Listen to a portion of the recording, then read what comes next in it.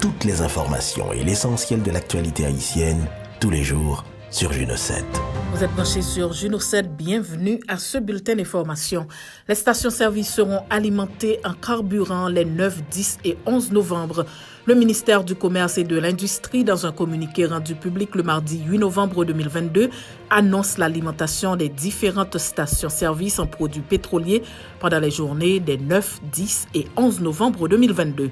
Le carburant sera disponible pour tous les consommateurs à partir du samedi 12 novembre, a indiqué le communiqué portant la signature du ministre Ricardin Saint-Jean. Le terminal Vareux a débuté la distribution du carburant selon la PNH. La police nationale d'Haïti informe à travers un communiqué que les opérations de distribution du carburant ont débuté au sein du terminal Vareux le mardi 8 novembre. Plusieurs camions-citernes ont quitté le site sous escorte policière en vue d'alimenter les stations-service. L'institution dirigée par Franz LB attribue ce résultat aux batailles menées par ces différentes unités spécialisées face à des hommes armés ayant pris le contrôle du terminal. La section des engins lourds de la PNH est parvenue à combler les trous creusés par ces individus pour empêcher le passage du carburant selon ce communiqué. 150 militaires haïtiens en formation au Mexique.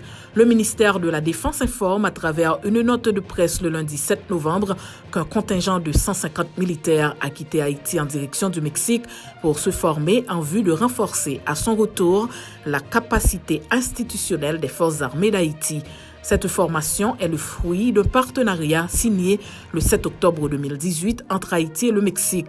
29 militaires sont rentrés au pays après un mois de formation d'instructeurs moniteurs au Mexique.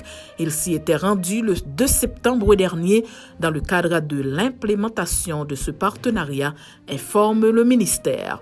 Un otage libéré, un présumé kidnappeur arrêté lors d'une opération de la PNH à Thomas-Saint-25. La police nationale d'Haïti informe avoir procédé à la libération le lundi 7 novembre d'une victime d'enlèvement à Thomas-Saint-25.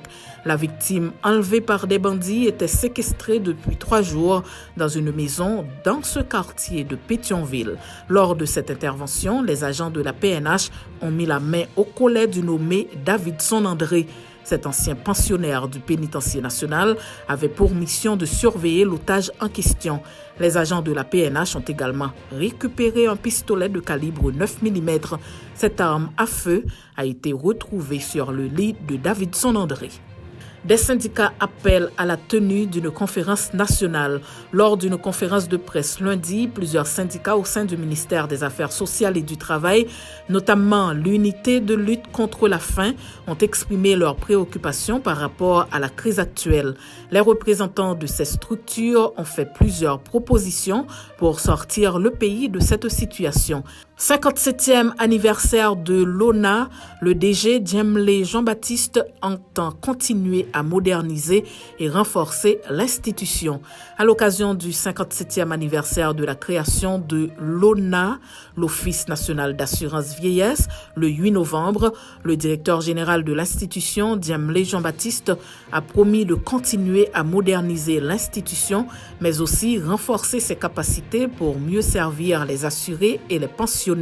Pour l'année qui s'en vient, l'on s'attellera à continuer à œuvrer dans la voie de la modernisation de l'institution et dans la voie du renforcement de ses capacités afin de mieux servir nos pensionnés et nos assurés, a assuré le directeur général de l'ONA dans un message publié pour l'occasion.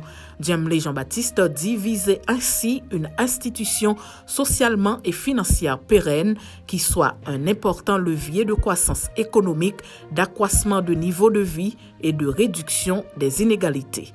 C'est la fin de ce bulletin d'information. Merci de votre fidélité à Juno 7.